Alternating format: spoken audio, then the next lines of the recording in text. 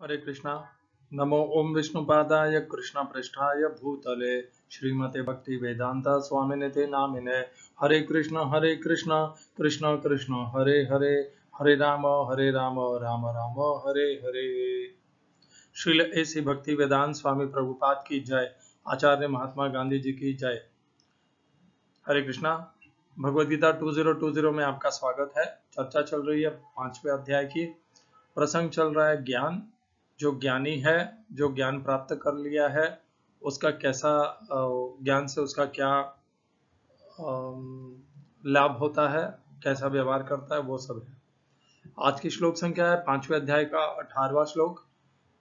पहले हम कल के एक दिन पूर्व की जो चर्चा की थी हमने 5वें अध्याय का 17वां श्लोक, उसकी पुनर्कथन कर लेते हैं उसका। तद्बुद्धयस्तदात्मानः तन्निष्ठा तत्परायणः गच्छन्त अपुनरावृत्तिम ज्ञान निर्धूत कल्मषाः। भगवान ज्ञानी के विषय में बता रहे हैं। पहले तो भगवान ने बताया था ज्ञानेन तु तत् अज्ञानम येषाम नाशेनम आत्मनः तेषाम आदित्यवत् ज्ञानम प्रकाशयति तत्परम, कि ज्ञान के द्वारा अज्ञान का नाश होता है और जिसने इस प्रकार ज्ञान के द्वारा अपने अज्ञान का नाश कर लिया है, वही ज्ञान जो सूर्य के समान प्रकाशमान है, वह परम धाम परमात्मा तथा परमेश्वर को प्राप्त करा देता है, प्रकाशित कर देता है उस ज्ञानी व्यक्ति के लिए। फिर भगवान ने 17वें श्लोक में कहा, वह जो ज्ञानी है उसकी बुद्धि, उसका मन, तद बुद्धयः तद आत्मानः अर्थात मन, तन्निष्ठा उसकी श्रद्धा, तथा तत्परायणः अर्थात आश्रय आश्रित, यह सब उसके भगवान के में स्थिर होते हैं। भगवान शब्द का इस श्लोक में 5वें अध्याय के 17वें श्लोक में प्रयोग नहीं किया गया है। तो हम कैसे यह जाने कि यह भगवान के लिए संबंधित है, कि निष्ठा कहाँ पर है उसकी। निष्ठा यदि प्राकृत संसार में होगी तो प्राकृत संसार ही मिलेगा। वह ज्ञानी है, वह ज्ञानी भी तभी कहलाने के योग्य है जब उसने तत्व ज्ञान का दर्शन कर लिया है। और तत्व ज्ञान क्या है कि भगवान परमेश्वर परमात्मा भगवान श्री कृष्ण है, और यह जीव रूप, यह संसार रूप सब भगवान श्री कृष्ण के द्वारा उत्पन्न स्थित तथा लय होते हैं। यही ज्ञान है। ज्ञान यही है। हम शरीर नहीं है, हम आत्मा है। यह सब कर्मेंद्रियां है, ज्ञानेंद्रियां है, हम इनसे भिन्न है और इसमें अपने कर्मों के बंधनों के कारण बंधे हुए हैं। यह सब ज्ञान है और इसके अलावा जो कुछ भी है वह अज्ञान है। भगवान 13वें अध्याय में ऐसा कहते हैं, ज्ञान क्या है और अज्ञान, इसके अलावा जो कुछ भी है वह अज्ञान है। तो जिस मनुष्य की बुद्धि, मन, श्रद्धा और आश्रय भगवान में स्थित हो, वह अपुनरावृत्ति, वह ऐसे गति को प्राप्त होता है जहां से उसे लौट करके पुनः जन्म नहीं लेना पड़ता, इस मृत्यु लोक में, इस संसार में, इस कर्म लोक में, इस मृत्यु लोक में। ज्ञान निर्दूत क्यों ऐसी गति वह प्राप्त करता है? क्योंकि उसने अपने सूर्य के समक्ष, सूर्य के समकक्ष प्रकाशमान अपने ज्ञान के द्वारा अपने समस्त पापों का क्षय कर लिया है। वह पूर्णतया मुक्त हो गया है, समस्त आसक्ति कामनाओं से मुक्त हो गया है। तो भगवान ने यहाँ पर उस ज्ञानी की क्या गति होती है और कैसा उसकी निष्ठा, श्रद्धा, आश्रय क्या है, यह सब बताया। आज की श्लोक संख्या 5वें अध्याय के 18वें श्लोक में भगवान अब उस ज्ञानी का आचरण बताएंगे। विद्या विनय संपन्ने ब्राह्मणे गविहस्तिनि शुनिचैव स्वपाके च पंडिता समदर्शिनः। हिंदी अनुवाद गीता यथारूप श्रील प्रभुपाद। विनम्र साधु पुरुष अपने वास्तविक ज्ञान के कारण एक विद्वान तथा विनीत ब्राह्मण गाय, हाथी, कुत्ता तथा चांडाल को समान दृष्टि समभाव से देखते हैं। English translation Gita as it is Swami Prabhupada. The humble sage, by virtue of true knowledge, sees with equal vision a learned and gentle Brahman, a cow, an elephant, a dog, and a dog eater. इस श्लोक में प्रयोग किए गए संस्कृत शब्दों के अर्थ हैं विद्या, शिक्षण। यहाँ पर विद्या वह नहीं है, विद्या अर्थात वह तत्वज्ञान है जिसका भगवान ने 5वें अध्याय के 16वें श्लोक में वर्णन किया है। जिस ज्ञान से अज्ञान नष्ट हो सके, यहाँ पर विद्या उस ज्ञान के संदर्भ में है। विनय, विनम्रता, यह बहुत बड़ा आभूषण है। विनम्रता, इसका और चर्चा करेंगे विस्तृत चर्चा के दौरान। संपन्न, जो इन दोनों से युक्त होता है। ब्राह्मणे, ब्राह्मण में गवि हस्तिनी, गवि अर्थात गाय में, हस्तिनी अर्थात हाथी में, शुनि अर्थात कुत्ते में, दूसरी पंक्ति है शुनि अर्थात कुत्ते में, च तथा एव निश्चय ही, श्वपाके अर्थात चांडाल में, कुत्ता भक्षी में, पंडिता, जो ज्ञानी है, समदर्शिन है, समान दृष्टि से देखने वाला है। इस श्लोक का तात्पर्य गीता यथारूप स्वामी प्रभुपाद द्वारा। कृष्ण भावना भावित व्यक्ति योनि या जाति में भेद नहीं मानता। सामाजिक दृष्टि से ब्राह्मण तथा चांडाल भिन्न भिन्न हो सकते हैं, अथवा योनि के अनुसार कुत्ता, गाय तथा हाथी भिन्न हो सकते हैं, किंतु विद्वान योगी की दृष्टि में ये शरीरगत भेद अर्थहीन होते हैं। इसका कारण परमेश्वर से उनका संबंध है, और परमेश्वर परमात्मा में हर एक के हृदय में स्थित है। परम सत्य का ऐसा ज्ञान वास्तविक यथार्थ ज्ञान है। जहां तक विभिन्न जातियों तथा विभिन्न योनियों में शरीर का संबंध है, भगवान सबों पर समान रूप से दयालु हैं, क्योंकि वे प्रत्येक जीव को अपना मित्र मानते हैं, और फिर भी जीवों की समस्त परिस्थितियों में वे अपना परमात्मा स्वरूप बनाए रखते हैं। परमात्मा रूप में भगवान चांडाल तथा ब्राह्मण दोनों में उपस्थित रहते हैं। यद्यपि इन दोनों के शरीर एक से नहीं होते। शरीर तो प्रकृति के गुणों के द्वारा उत्पन्न हुए हैं, किंतु शरीर के भीतर आत्मा तथा परमात्मा समान आध्यात्मिक गुण वाले हैं। परंतु आत्मा तथा परमात्मा की यह समानता उन्हें मात्रात्मक दृष्टि से समान नहीं बनाती, क्योंकि व्यष्टि आत्मा किसी विशेष शरीर में उपस्थित होता है, किंतु परमात्मा प्रत्येक शरीर में है। कृष्ण भावना भावित व्यक्ति को इसका पूर्ण ज्ञान होता है, इसीलिए वह सचमुच ही विद्वान तथा समदर्शी होता है। आत्मा तथा परमात्मा के लक्षण समान है, क्योंकि दोनों चेतन, शाश्वत तथा आनंदमय है, किंतु अंतर इतना ही है कि आत्मा शरीर की सीमा के भीतर सचेतन रहता है, जबकि परमात्मा सभी शरीरों में सचेतन है।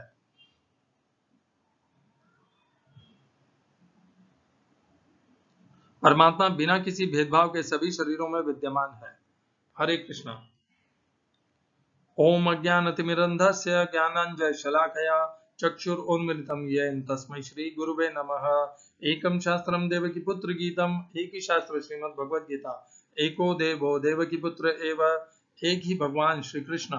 एको मंत्र तस्य नामानि यानि, एक ही मंत्र भगवान श्री कृष्ण के नाम का महामंत्र। हरे कृष्ण कृष्ण कृष्ण हरे हरे, हरे राम राम राम हरे हरे। कर्मापेकम तस्य देवस्य सेवा, अपने कर्मों के द्वारा भगवान श्री कृष्ण की नित्य सेवा। हरे कृष्णा। विद्या विनय संपन्ने ब्राह्मणे गवि हस्तिनी, शुनि चैव स्वपाके च पंडिता समदर्शिनः।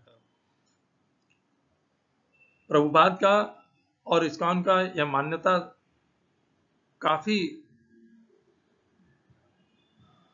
बहुत बड़े मात्रा में यह सत्य भी है कि केवल व्याकरण अच्छी बता लेने से या बहुत अच्छा अनुवाद कर लेने से गीता नहीं समझी जा सकती। गीता समझने का और गीता को अपने व्यवहार में उतारने का एक सही मापदंड है कि कितने प्रतिशत से भगवान श्री कृष्ण के प्रति शरण हुई है, शरणागति हुई है, उनका आश्रय कितना स्वीकार किया है। यदि भगवत गीता का अध्ययन करके मनुष्य भगवान श्री कृष्ण के प्रति उनकी शरण में नहीं जा पाया है, तो उसका वह गीता का अध्ययन व्यर्थ है। उसे भले उसे 700 श्लोक कंठस्थ हो, वह अच्छा व्याकरण बता सकता हो, अच्छा अनुवाद कर सकता हो, एक एक शब्द के ऊपर बहुत बड़ा तात्पर्य बता सकता हो, परंतु वह सब व्यर्थ हो जाएगा। वह सब जिह्वा के लिए हो जाएगा, कानों के लिए हो जाएगा, आत्मा के लिए उसमें कुछ भी नहीं बचेगा। इस बात को सदैव ध्यान रखिएगा कि हर गीता का श्लोक भगवान श्री कृष्ण से संबंधित है, और क्योंकि उन्होंने ही कही है, ये क्या ऊपर से उठ करके नहीं आई है। गीता स्वयं भगवान श्री कृष्ण के मुखारविंद से प्रकट हुई है, और यह उन्हीं से संबंधित है। और अगर यह उनसे संबंध नहीं बना पाती है, तो वह गीता का अध्ययन उसका तात्पर्य सब व्यर्थ है। आगे बढ़ते हैं। आज की श्लोक संख्या 5वें अध्याय का 18वां श्लोक। पिछले श्लोक में भगवान ने बताया था जिस ज्ञानी मनुष्य की बुद्धि और मन, श्रद्धा और जिसका आश्रय भगवान में होता है, वह ऐसी गति को प्राप्त होता है जहां से उसे पुनः लौट करके नहीं आना पड़ता, क्योंकि वह उस ज्ञान के माध्यम से अपने समस्त पापों को क्षय कर लेता है, अपने समस्त आसक्ति और कामनाओं का क्षय कर लेता है। उसी मनुष्य के बारे में, उसी ज्ञानी के मनुष्य के बारे में अब भगवान उसका व्यवहार बता रहे हैं। ध्यान रखिएगा, इस मनुष्य के समस्त पाप और इसका समस्त कामनाओं का, आसक्तियों का नाश हो चुका है। किसके द्वारा? विद्या, ज्ञान के द्वारा। उसी ज्ञान को भगवान ने यहाँ पर विद्या शब्द से संबोधित किया है। विद्या विनय संपन्ने, दो उनके लक्षण बताए हैं उस ब्राह्मण के। पहला विद्या, अर्थात वह ज्ञान जिससे अज्ञान का नाश हो जाता है, संशय का नाश हो जाता है, वह स्थिर हो जाता है, उसकी बुद्धि, मन, श्रद्धा और उसका आश्रय भगवान श्री कृष्ण में स्थिर हो जाता है। वही ज्ञान है, बाकी सब व्यर्थ है। विनय, विनय और अहंकार प्रतिद्वंदी शब्द हैं। यदि अहंकार होगा तो विनय नहीं होगा, विनम्रता नहीं होगी, और विनम्रता होगी तो अहंकार नहीं होगा। और अहंकार हमारे दोषों में से एक है। अहंकारम बलम दर्पम कामम क्रोधम च संचरिताः मामात्म परदेहेषु प्रद्विषन्तो अभ्यसूयकाः। अहंकार बहुत बड़ा दोष है, यह आसुरी संपत्ति है। इस आसुरी संपत्ति का दैवीय जो गुणा तुलनात्मक है वह है विनम्रता। आसुरों में होगी अहंकार और दैवीय पुरुषों में होगी विनम्रता, और ये प्रतिद्वंद्वी हैं। जितनी मात्रा में विनम्रता होगी उतना ही अहंकार शून्य होगा, और जितनी कम विनम्रता होगी उतना ही अहंकार अपना पैर फैलाए स्थित रहेगा। तो विद्या और विनम्रता, ज्ञान और विनम्रता, ये दो उस ब्राह्मण के लक्षण हैं। चूंकि उसके पास ज्ञान भी है और विनम्रता भी है, इसके कारण वो सब में सम देखता है। यहाँ पर 5 भगवान ने शरीर बताए हैं, शरीरी बताए हैं, जिनमें शरीर और शरीरी जिनमें वह सम देखता है। पहला उदाहरण दिया है गाय का, पहला भगवान ने गाय चुना है, दूसरा हाथी, फिर कुत्ता और श्वपाके। श्वपाके अर्थात भगवान ने चांडाल, और तथा फिर कहा है पंडित, जिसे सब कुछ पूर्ण ज्ञान है, वह उन सब में सम देखता है। 5 उदाहरण दिए हैं भगवान ने। 5 शरीरी को उदाहरण के रूप में भगवान ने प्रयोग लिया है।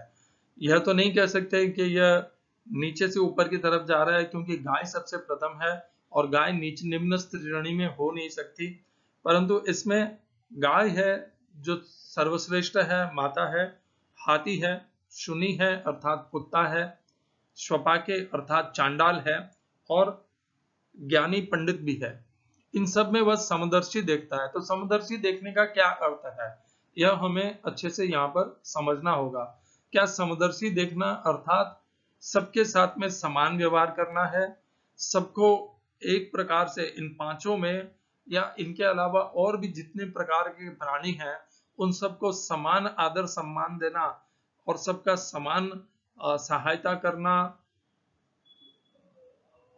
यह समदर्शी होगा।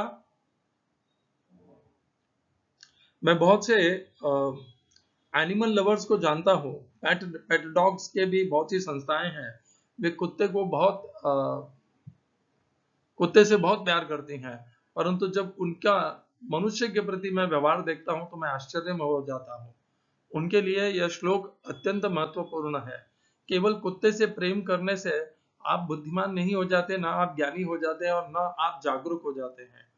जब तक आप में सबके प्रति समदर्शी नहीं होंगे आप, तब तक आप बुद्धिमान और जागरूक कहलाने के योग्य नहीं बन सकते, अधिकारी नहीं बन सकते। आप में वह दृष्टि होनी चाहिए कि आप गाय, हाथी, भले कोई भी प्राणी हो, कुत्ता हो, बिल्ली हो, कोई भी प्राणी, आप उन सब में समदर्शी देख सकें। समदर्शी देखने का अर्थ है कि आप उनको पहचान सकें कि इन सब के शरीर योनियां भिन्न भिन्न हैं, परंतु इनके भीतर जो स्थित आत्मा है वह एक ही है, वह परमात्मा का अंश रूप है। जब तक यह दृष्टि नहीं होगी तब तक समदर्शी नहीं होंगे। समदर्शी देखने का अर्थ यह नहीं है कि हम जितना आदर हम एक पंडित को देते हैं उतना ही आदर हम एक कुत्ते को देंगे। अर्थात यह नहीं है कि यदि हम एक पंडित जो ज्ञानी है उसे यदि हम व्यासासन पर बैठाएंगे तो हम एक चांडाल और एक कुत्ते को भी उसी व्यासासन पर बैठा देंगे। यह समदर्शी होना नहीं होता है। तो आप जो एनिमल लवर्स हैं, आप इस बात को समझ लीजिए कि मनुष्य को आप जितना प्रेम करते हैं, यदि आप उतना ही प्रेम कुत्ते को कर लें तो आप ज्ञानी नहीं हो गए। मनुष्य को प्रेम करना, मनुष्य की सहायता करना आपका प्रथम कर्तव्य है, क्योंकि मनुष्य भगवान की सर्वश्रेष्ठ योनि है और मनुष्य वह योनि है जिसके माध्यम से भगवान की प्राप्ति हो सकती है। बाकी ये जितनी भी योनियां हैं उनके माध्यम से भगवान की प्राप्ति नहीं हो सकती। इन योनियों में हमारा समभाव होने का अर्थ है हमें उनकी देखभाल करनी चाहिए, उनसे घृणा नहीं करनी चाहिए। समदर्शी होना का एक अर्थ यह भी होता है कि हम ये जाने कि जिस प्रकार यह मनुष्य शरीर है उसी प्रकार उनका भी, उन योनियों का भी एक शरीर है जो भगवान के द्वारा दिया गया है। ये उन दूसरी योनियों को वह शरीर हमने नहीं दिया है, ना उनकी उन शरीरों पे हमारा कोई अधिकार है। वह उनकी जो भिन्न भिन्न शरीर हैं वे सब भगवान ने उनको प्रदान किए हैं। चूंकि वह भगवान के द्वारा दिए गए शरीर हैं, हमारा उनके प्रति आदर होना चाहिए। उन शरीरों में भी हमारा समदर्शी होना चाहिए कि ये भगवान के द्वारा दिए गए योनियां हैं और उनके भीतर जो आत्मा है वह तो भगवान का अंशरूप ही है। ममैवांशो जीव लोके जीव भूत सनातनः। मैं भगवान कहते हैं इस संसार में जितने भी हैं प्राणी उन सब में वो सब मेरे ही अंश हैं। भगवान तो यहाँ तक कहते हैं कि चर तो छोड़ दो, जो अचर भी हैं वे भी मेरे ही अंश हैं और सब मेरे से ही उत्पन्न हुए हैं। इस श्लोक में तो केवल चर का समदर्शी बताया गया है। आगे के बहुत से श्लोक ऐसे भी आएंगे जिसमें भगवान कहेंगे कि चर और अचर इन दोनों में जो सम देखेगा वह वास्तविक देखता है, और उन चर और अचर को जो मुझसे उत्पन्न हुआ देखेगा वही जानता है, क्योंकि भगवान चराचर जगत के स्वामी है। जब चराचर बोलते हैं हम तो वह दो शब्दों का संधि है, चर और अचर। चर अर्थात जो चरने वाले हैं, जो खाने वाले हैं, जो जीवित है, और अचर अर्थात जो कुछ ग्रहण नहीं करते और जैसे हैं त्यों के त्यों बने रहते हैं, वे अचर हैं। जैसे पदार्थ हैं, मिट्टी, चट्टान, ये सब खनिज, ये सब लोहा, ये सब हमारे अचर हैं। तो इन अचर और चर में भी एक ही सत्ता को जब मनुष्य देख सकता है कि ये अचर का भी मूल वह भगवान ही है, श्री कृष्ण ही है, तब वह मनुष्य समदर्शी कहलाने के योग्य बनता है। समदर्शी कहलाने का हमने एक अर्थ जान लिया अच्छे से। समदर्शी बनना कहलाना का अर्थ यह नहीं है कि हम उन्हें उतना ही सम्मान दें जितना एक पंडित को देंगे।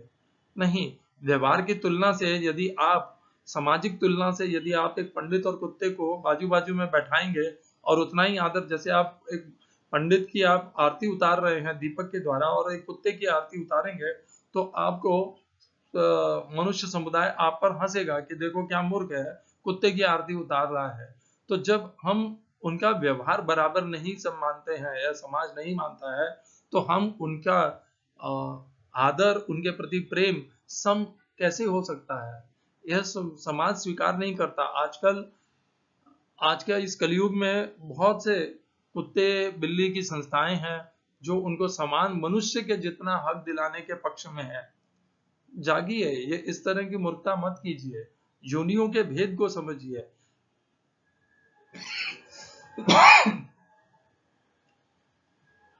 आप उनसे प्रेम कर रहे हैं, उनकी सहायता कर रहे हैं, यहां तक ठीक है, परंतु आप उनके साथ में उनको पंडित की तुलना में मनुष्य की योनियों के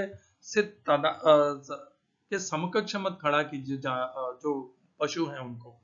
दूसरा, यहाँ पर इस्कॉन का जो नियम है मांसाहार नहीं करना, वह भी इस श्लोक से दिखता है।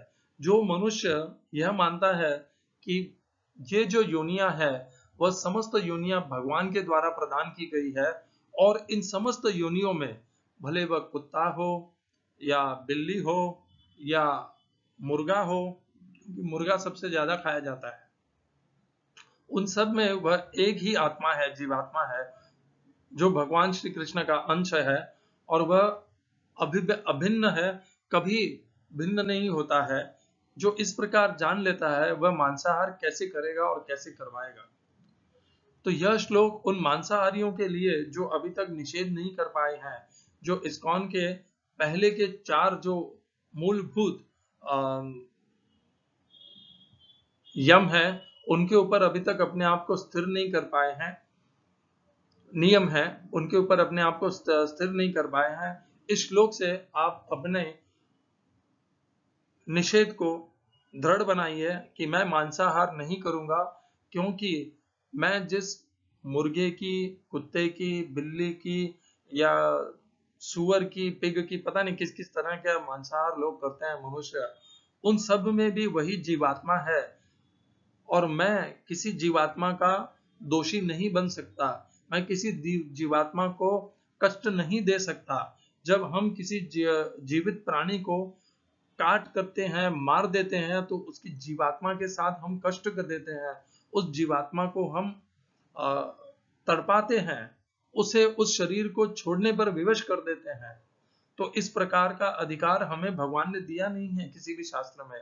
इस प्रकार का व्यवहार हमें नहीं करना चाहिए। मांसाहार जब तक नहीं छूटेगा तब तक इस प्रकार का यह पाप भी नहीं छूटेगा। तो यदि पाप से बचना हो तो मांसाहार को त्यागना पड़ेगा, और यह श्लोक उसके लिए अत्यंत महत्वपूर्ण और ज्ञानवर्धक रहेगा कि हमें मांसाहार क्यों छोड़ देना चाहिए। इस श्लोक को हम 2 श्लोकों के साथ में जोड़ करके इसकी और प्रामाणिकता और पुष्टि कर लेते हैं। 6ठे अध्याय का 29वां श्लोक है, सर्वभूतस्थमात्मानं सर्वभूतानि चात्मनि इक्षते योग युक्तात्मा सर्वत्र समदर्शनः। सर्वभूतस्थ आत्मानं, जो समस्त भूतों में उस एक आत्मा को अर्थात भगवान को, परमात्मा को देखता है। सर्वभूतानि च आत्मनि, जो समस्त भूतों को उन भगवान में और आत्मा के द्वारा स्थित देखता है। वही इक्षते योग युक्त आत्मा, इस प्रकार का योगी जो सदैव आत्मा परमात्मा से अपना संबंध बनाए रखता है, उस अध्यात्म से अपना संबंध बनाए रखता है, कभी अविद्या और अज्ञान में जो मोहित नहीं होता है इनसे, वही सर्वत्र समदर्शन देखता है। तो जो समदर्शी शब्द वहां पर प्रयोग में आया था 5वें अध्याय के 18वें श्लोक में, वही समदर्शी शब्द यहाँ पर 6ठे अध्याय के 29वें श्लोक में भी प्रयोग में लिया गया है। और इस श्लोक में परमात्मा, आत्मा दोनों का वर्णन हुआ है। सर्वभूतस्थ आत्मानम, सर्वभूत, भूत अर्थात सारे प्राणी आ गए, केवल मनुष्य योनियां नहीं आई, जितनी भी योनियां है वे समस्त योनियां उनमें आ गई। सर्वभूतस्थ आत्मानम, जो समस्त प्राणियों में उस एक परमात्मा को, उस एक परमात्मा के अंश को देख सकता है।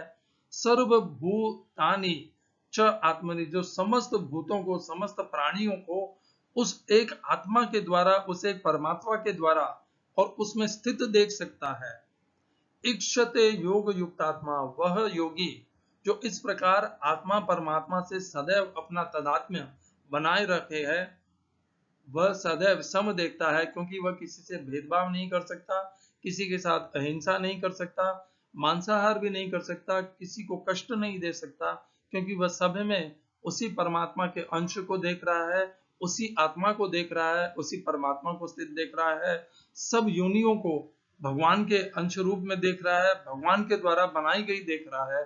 तो वह ऐसा मांसाहार नहीं कर पाएगा। एक और श्लोक है इसी के एक श्लोक के पश्चात 6ठे अध्याय का 31वां श्लोक, उसमें भगवान कहते हैं, सर्वभूत स्थितम यो माम भजते कत्वमास्थितः सर्वथा वर्तमानो अपि सयोगी मयि वर्तते। सर्वभूत स्थितम यो माम, जो समस्त भूतों में स्थित मुझको देखता है। सर्वभूत स्थितम यो माम, सर्वभूतों में मुझको स्थित देखता है, भजति एकत्व मास्तिता। इस प्रकार जो मेरा भजन करता है, मेरा ज्ञान धरता है, मेरा यजन पूजन करता है और एकत्व तो देखता है, सब में उसी एकता को देखता है कि मैं सब में मैं समान रूप से स्थित हूं। एकत्वम आस्थितः सर्वथा, वह कुछ भी मनुष्य वह कर्म करेगा, वर्तमानो अर्थात वह जो कुछ भी कर्म करेगा वह सदैव मेरे साथ ही करेगा। क्योंकि मनुष्य जब कर्म करता है तो उसका वह कर्म किसी न किसी प्रकार से किसी प्राणी, किसी मनुष्य से संबंधित होता है। और जब भी वह ऐसा किसी प्राणी से, मनुष्य से संबंध होकर के कोई भी कर्म करेगा तो उसे सदैव यह अनुभूति रहेगी कि वह जिस प्राणी और मनुष्य के साथ में व्यवहार कर रहा है, वह कर्म कर रहा है, वह उसके भीतर वह भगवान श्री कृष्ण उपस्थित है और उन सब में वही एक भगवान श्री कृष्ण उपस्थित है। इस प्रकार वह सदैव, जब वो जानता है कि वह जो कुछ भी कर्म कर रहा है उनमें भगवान श्री कृष्ण उपस्थित हैं, तो वो सदैव जो कुछ भी कर्म करेगा, भले वह प्राणी या किसी मनुष्य के प्रति होगा, पर उसके ज्ञान के द्वारा वह सदैव भगवान से संबंधित उसके कर्म होंगे, क्योंकि वह जानता है कि उन समस्त योनियों में, देहों में, शरीरों में भगवान ही उपस्थित है। सर्वथा वर्तमानो अपि, वर्तमान अर्थात जो भी कर्म करता है, जो भी सेवा करता है, वह सब वह भगवान के प्रति करता है, भगवान के समर्पित होकर के करता है। और यही दृष्टि उस 5वें अध्याय के 18वें श्लोक में भी भगवान ने हमें दी है। विद्या विनय संपन्ने ब्राह्मणे गवि हस्तिनी शुनि चैव श्रोताके च पंडिता समदर्शिनः। पंडित ब्राह्मण को कहते हैं, इसमें तो कोई दोष नहीं, कोई भेद नहीं है। परंतु जो मनुष्य पंडित अर्थात ब्राह्मण, चांडाल में, सब में उस एक ही भगवान की भिन्न भिन्न योनियां देखता है, भगवान के अलग अलग रूप देखता है, योनियां देखता है और उनमें भगवान को स्थित देखता है, वही सही मात्र में ज्ञानी है, अध्यात्म में स्थित है, वही देखता है। इसके विपरीत हमारा प्राचीन ब्राह्मण समाज है, जिसने भगवान के बनाए हुए चातुर्वर्ण्य माया सृष्टम गुण कर्म विभागशः तस्य कर्तारम अभिमाम विद्य कर्तारम अव्ययम, इसका दुरुपयोग किया, ब्राह्मण को श्रेष्ठ बना दिया और क्षत्रियों को राजा बना दिया और वैश्यों को व्यवसायी बना दिया और शूद्रों का उन्होंने शोषण किया। वो कितना बड़ा शास्त्रों का दुरुपयोग था। जो मनुष्य, जो ब्राह्मण गीता का इस प्रकार अध्ययन भी करते थे, उन्हें ये सब श्लोक भी पता थे। 5वें अध्याय का 18वां, 6ठे अध्याय का 29वां, 31वां, यह सब श्लोक पता होने के पश्चात भी वे शत्रुओं का शोषण करते रहे। उन्हें अपने जो मूल आवश्यकताएं थी, उन आवश्यकताओं से भी उन्हें वंचित रखे।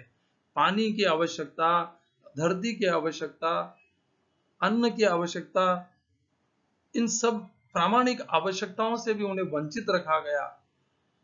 कितना बड़ा वे ब्राह्मण होते हुए भी इस प्रकार का धर्म करते रहे और सदियों तक यह चलता रहा। यह शोषण भयंकर, हजारों वर्षों तक यह शोषण चलता रहा। शास्त्रों का इस प्रकार भी दुरुपयोग हो सकता है, शास्त्रों को अध्ययन करने वाले भी ऐसा कर सकते हैं।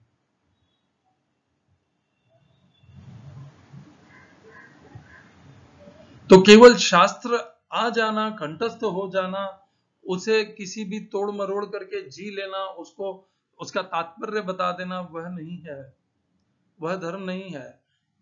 यह सब सदियों तक होता रहा। तो आप कहेंगे भगवान ने कोई भी इसके बीच में हस्तक्षेप नहीं किया, ब्राह्मण इतना अत्याचार करते रहे सदियों पर। भगवान समय समय पर हस्तक्षेप करते हैं मनुष्यों को सुधारने के लिए। वे गौतम बुद्ध के रूप में आए भी थे।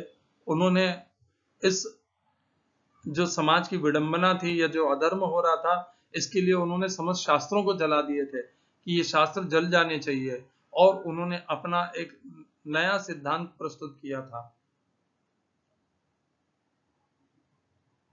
धम्मम शरणम गच्छामि, बुद्धम शरणम गच्छामि। समय समय पर भगवान अलग अलग रूप लेकर के आते हैं। समाज में जिस तरह की बुराई होती है, अधर्म होता है, उस अधर्म का विनाश करने के लिए तथा धर्म की पुनः स्थापना करने के लिए आते हैं। भगवान उस समय धर्म के जो गीता और शास्त्रों का आधार लेकर के जो अधर्म की वृद्धि कर रखी थी, चारों तरफ अधर्म बढ़ रखा था, उसको समेटने के लिए गौतम बुद्ध के रूप में आकर के उन्होंने गीता तथा शास्त्रों की का त्याग किया और एक नव निर्माण किया उन्होंने धर्म को पुनः सजीव करने के लिए। गौतम बुद्ध के अनुयायी उन्होंने किसी प्रकार के जाति भेद को नकार दिया। शूद्र भी उनके मठ में आ सकते थे और दीक्षा लेकर के, भिक्षा मांग करके, भिक्षाटन करके अपने आप को परम गति को पहुंचा सकते थे। उन्होंने एक सरल मार्ग बताया कि किस प्रकार मनुष्य अपने आप को उठा सकता है। शास्त्रों का अध्ययन करने से ही नहीं उठेगा, मनुष्य स्वयं के प्रयत्नों से अपने मन को स्थिर करके, अपने इंद्रियों को वश में करके अपना उत्थान कर सकता है, सम रह करके अपना उत्थान कर सकता है। यह गौतम बुद्ध की बहुत बड़ी सीख हम सबके समझ मानव समाज के लिए। इस सब चर्चा के बाद में हम आ जाते हैं, इस्कॉन भी एक बहुत अच्छी प्रामाणिक संस्था है।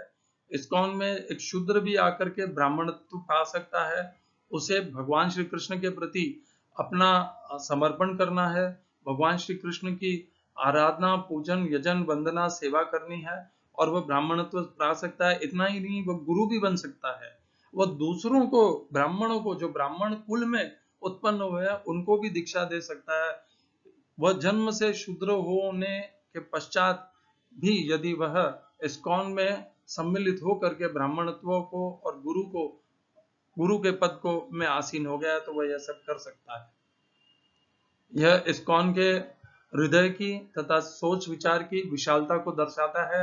इस्कॉन ने भगवत गीता के इस 4 वर्णों के भेद को अच्छे से समझा है, अपने व्यवहार में उतारा है, भेद को हटा दिया है, मनुष्य के गुण और कर्म के आधार पर उसके वर्ण को निश्चित किया है। यदि शूद्र भी भगवान की उपासना कर रहा है, सात्विक कर्मों में लगा हुआ है, उसमें सात्विक गुण है, तो उसे ब्राह्मणत्व प्रदान किया गया है इस्कॉन के द्वारा। तो विद्या विनय संपन्ने ब्राह्मणे गवि हस्तिनी, ब्राह्मण को ही यह क्यों कहा गया? क्योंकि यह जो बुद्धि है, यह जो समता है, यह ब्राह्मण में ही हो सकती है। जिसकी बुद्धि स्थिर है, जिसमें कोई राग, द्वेष और कामनाएं नहीं है, जिसने अपनी इंद्रियों पे विजय प्राप्त कर रखी है। इसके पिछले श्लोक में भगवान ने कहा था, जिसकी बुद्धि, जिसका मन, जिसकी श्रद्धा और जो भगवान के परायण है और जिसने अपने अज्ञान का नाश कर लिया, वह यहाँ पर ब्राह्मण कहलाने के योग्य है। वह ज्ञानी और ब्राह्मण यहाँ पर एक ही समानार्थी शब्द है। जो पिछले श्लोकों में ज्ञानी थे, वही यहाँ पर ब्राह्मण शब्द से संबोधित उस ज्ञानी का हुआ है। और ब्राह्मण क्यों कहा है भगवान ने उन्हें? क्योंकि ब्राह्मण वो है जो ब्रह्म को जानता है, जो परमात्मा आत्मा के भेद को पहचानता है, वही ज्ञानी है, वही तत्व ज्ञानी है। इसलिए भगवान ने यहाँ पर उस ज्ञानी के लिए ब्राह्मण शब्द का प्रयोग किया है, क्योंकि पिछले श्लोक में ही भगवान ने कह दिया था कि वह तो भगवान को ही प्राप्त होता है। 5वें अध्याय के 16वें श्लोक में ही भगवान ने कह दिया था, ज्ञानी न तु तद अज्ञानम येषाम नाशिनम आत्मनः तेषाम आदित्यवत् ज्ञानम प्रकाशयति तत्परम। वह परम को इसी शरीर में, इसी मनुष्य जीवन में प्राप्त कर लेता है। इसीलिए भगवान ने उसे ब्राह्मणे शब्द से यहाँ पर संबोधित किया है।